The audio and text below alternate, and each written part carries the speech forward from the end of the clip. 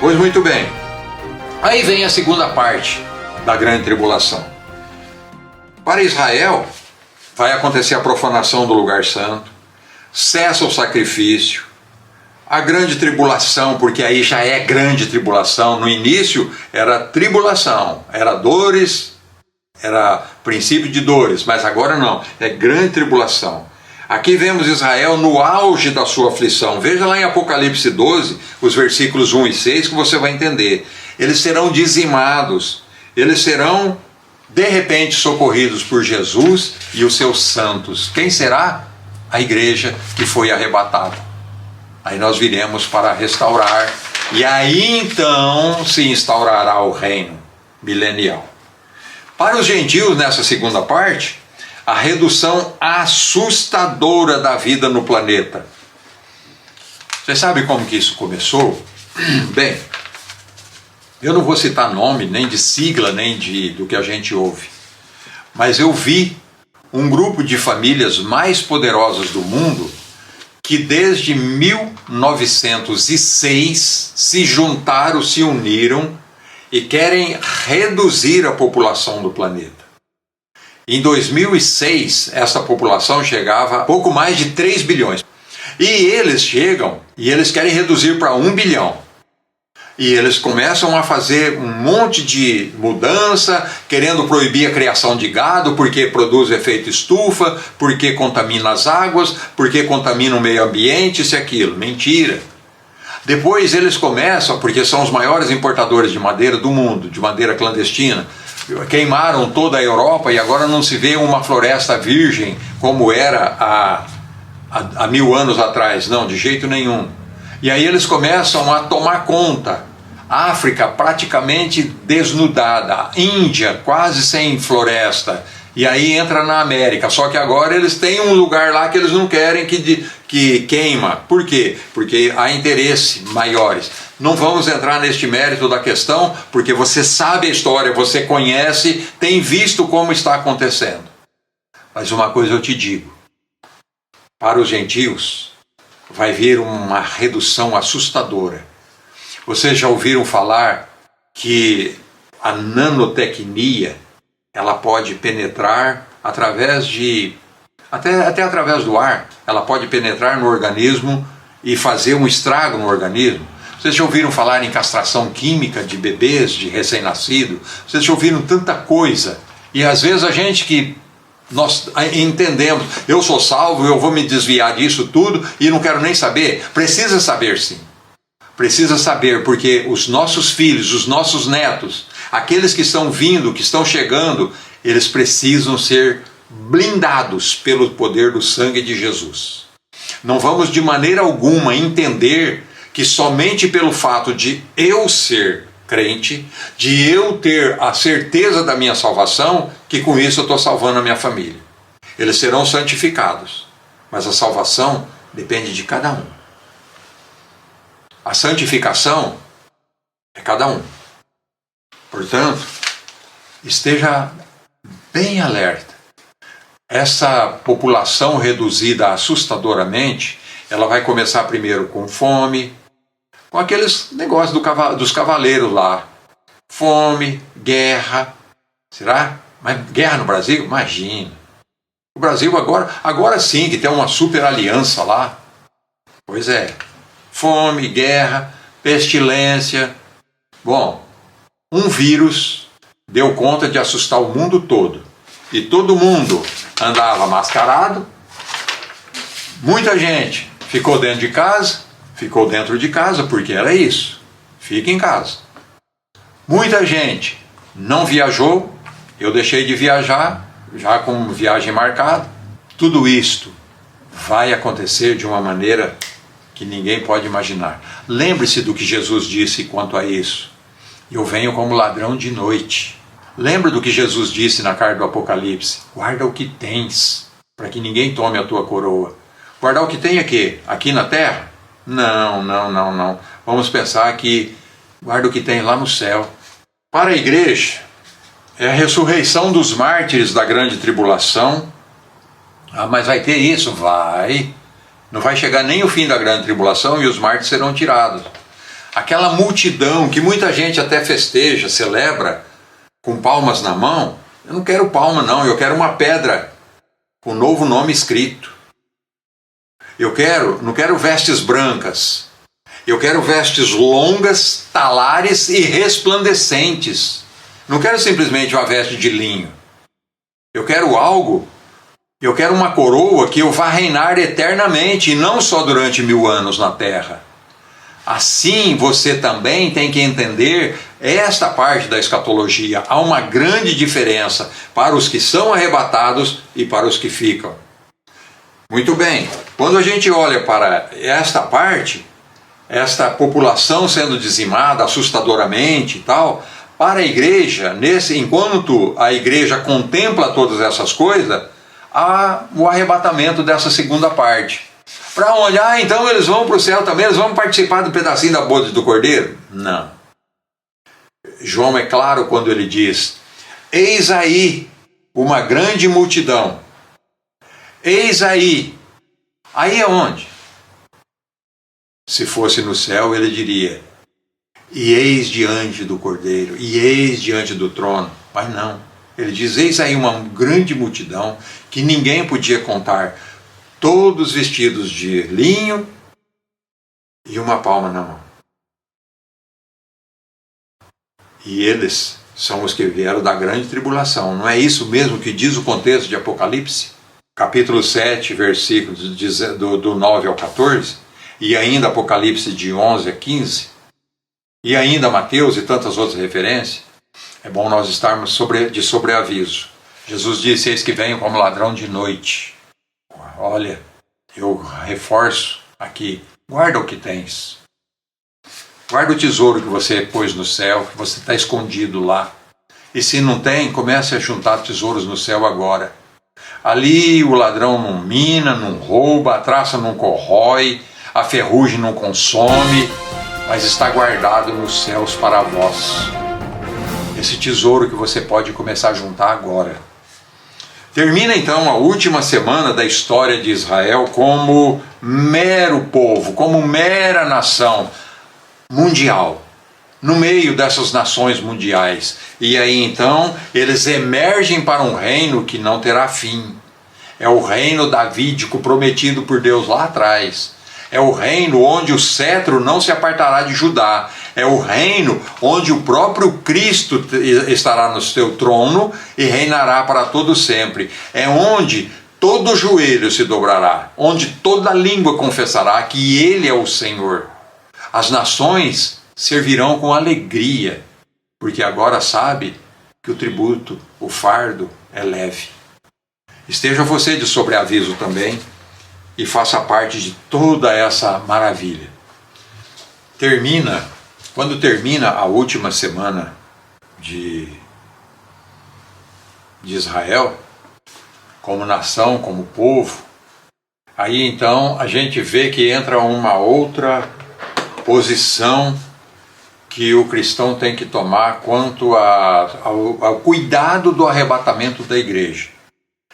Esta trajetória, ela tem lá no Evangelho de Mateus, especificamente, no capítulo 24, versículo 1 a 3. Nós temos aqui uma advertência de Jesus que eu acho de muita importância para os nossos dias. Ele diz assim: que ninguém vos engane. Sabe, naquele contexto, quando os discípulos chegam e mostram as pedras com as quais foram construído o templo, veja, mestre, que pedra, olha que edificação. E ele olha para aquilo, porque no tempo de Jesus nós sabemos que quando fala templo de Herodes, é que Herodes reformou o templo construído por Zorobabel, aquele templo bem humildezinho e tal. Não, Herodes veio e deu um toque de reino romano, ou de Império Romano. Ele deu um toque que era um jeito de agradar os judeus. Herodes era um estadista muito esperto, nós sabemos disso. Então ele coloca um adorno muito grande, porém as pedras das muralhas, elas continuam e tem parte até hoje lá. Aí o que acontece? Os discípulos mostram para ele, falam: olha, mestre, veja que pedras, olha que maravilha. E Jesus respondendo disse: que ninguém vos engane. muitos virão em meu nome. Olha bem, olha as advertências de Jesus. Primeira, ele chega e fala: olha, vocês estão admirando tudo isso aqui? Não ficará aqui pedra sobre pedra que não seja derrubada. Ele já fala com aquilo ali. E aí ele chega e fala: cautela. Aí os discípulos vêm, nesse contexto, os discípulos perguntam: Senhor, quando se darão essas coisas? Outro já emenda: que sinais haverá da tua vinda? E o outro: e do fim do mundo? Na primeira resposta ele diz assim: ninguém vos engane, cautela, tenham calma. E ele não dá a resposta, sabe por quê? Porque certamente os discípulos veriam Jerusalém sendo destruída, o templo sendo sitiado e destruído. Estaria no tempo, no contexto deles. A segunda é quanto ao sinal da sua vinda. E ele chega e diz: olha, virão, o primeiro sinal, virão muitos em meu nome. Filho, se você parar para prestar atenção, tem pessoa que nunca pisou numa igreja, mas ele chega e fala: eu vou vencer, você vai ver, em nome de Jesus. Muitos em meu nome, começou por aí. Aí outros que se travestem mesmo, e se transformam e colocam uma túnica e tal, e fala que é Jesus. Ou outros ainda, que porque Deus operou um sinal, talvez através da oração dele, ele já se coloca no ponto de Messias, ele se coloca numa posição de que ele pode tudo. E assim, muitos em meu nome. Depois, ele parte para uma gama de acontecimentos que sobreviriam, ou que já sobrevêm no nosso meio. Guerras. Você já parou para pensar que no Brasil, desde 2001 começou nos Estados Unidos, foi quando da Torre Gêmeas, ali se cumpriu a profecia para os nossos tempos, ou para o futuro lá de Daniel, do bode e do carneiro.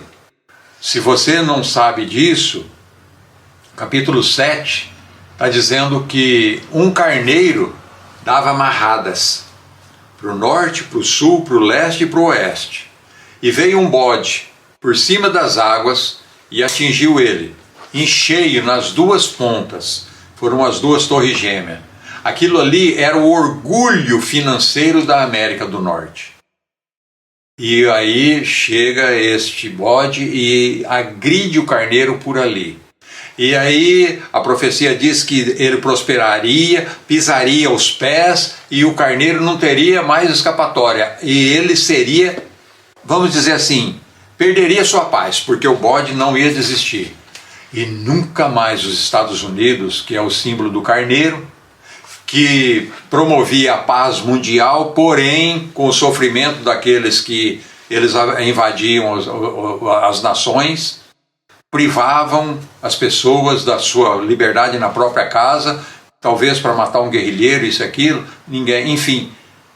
Aí vem o bode e tira essa paz, tira esse poder, essa autoridade. E nós estamos vendo cada vez mais diminuindo. Voltando para o nosso contexto, é bom que nós venhamos a entender que guerras lá no Brasil, já parece que foi em 2006, 2007, foi assinada a lei do abate, ou seja, tínhamos força aérea, mas os traficantes atravessavam a fronteira, voavam pelo céu do Brasil e desciam nos aeroportos clandestinos e ninguém podia fazer nada. Por quê? Porque a FAB até acompanhava, mas não podia derrubar. Agora a história é outra. O piloto vê, aí ele fala: não, pera um pouquinho, estou mandando descer. Aí ele dá uma rajada, não obedeceu ainda assim, aí dá outra para acertar na asa ou derrubar, fazer com que o avião venha para o chão. E assim, neste tempo, eu me lembro de um irmão que tinha um filho, e ele falou que, olha aqui, desde Tabatinga, lá onde começa o Amazonas, em fronteira do Peru com o Brasil, a partir dali e todo aquele interior estava em verdadeira guerra. Os guerrilheiros das Farc, que hoje parece aliado até do exército brasileiro, não sei, eu ouvi dizer. Aqueles guerrilheiros, eles estavam invadindo o Brasil através do Amazonas e através de Roraima. Aquela conversa de índios e Yanomami, e até hoje, Isso aí é, na verdade, uma abertura de fronteiras e que Deus estenda a mão para que isso não venha tornar num caos pior ainda. Pois muito bem. Então, guerra, os Morros Carioca, Comando Vermelho, PCC em São Paulo e no Brasil inteiro e até em outras partes do mundo.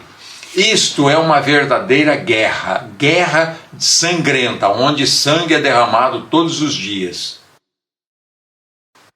Pois é, guerras e rumores de guerra. Nós bem sabemos tudo o que está acontecendo ao redor do mundo. E nós não devemos ignorar uma coisa: o tempo de nos prepararmos é agora. Não vamos nem continuar mais sobre essas evidências, mas os acontecimentos descritos por Jesus dessa profecia, traição, escândalo, aborrecimento, multiplicidade da iniquidade, os homens mudando o costume, mulheres mudando o costume, isso tudo não deveria nos surpreender. Não pode nos surpreender. Nós devemos tão somente evitar e orar pela saúde espiritual daqueles que buscam a Deus. E nada mais nós podemos fazer a não ser esperarmos no Senhor. Convém nós estarmos alerta, pois quando Israel voltar a ser nação, importa que a igreja de Cristo seja primeiro arrebatada. Antes que ele volte a ser nação, a igreja volta a ser arrebatada. Mas para o referencial é este, que seria a partir de muitas águas. A besta vai emergir a partir de muitas águas. E nós vamos ver logo ali na frente o significado disso. As muitas águas já estão se juntando, se avolumando e muitas vezes até já transbordando os seus limites. E dali surgirá uma besta. E para a igreja, nós temos que esperar. Os discípulos ainda fazem a terceira parte da pergunta, que seria: quando será que acontecerá o fim do mundo? E Jesus não se dá muito a explicar a respeito disso, mas é no verso 24 que traz a resposta.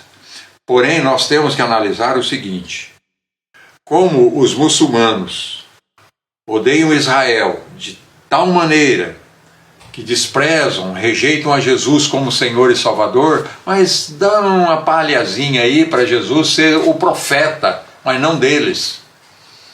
Lembremos que o Deus Todo-Poderoso, que vive e reina para sempre, é Deus tanto de judeus, quanto de muçulmanos, quanto de cristãos. A Ele pertence toda a glória, e Ele sabe como julgar todas as coisas.